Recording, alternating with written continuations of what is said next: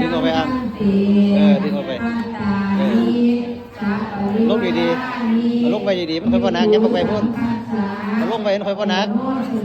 เอาลงไปใกล้ๆเจ้าของกันแหม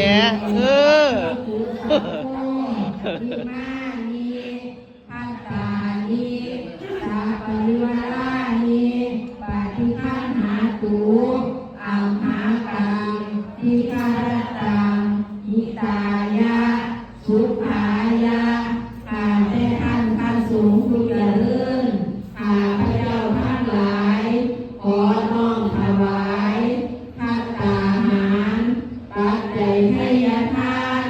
พร้อมทั้งบริวารทั้งหลายเหล่านี้แด่พระภิกษุสงฆ์ขอพระภิกษุสงฆ์จงรับภัตตาหารปัจจัยทายทานพร้อมทั้งบริวารทั้งหลายเหล่านี้ของข้าพระเจ้าทั้งหลายเพื่อประโยชน์เพื่อความสุขแก่ข้าพระเจ้าทั้งหลายแก่ญาติของฝูงข้าพระเจ้าทั้ง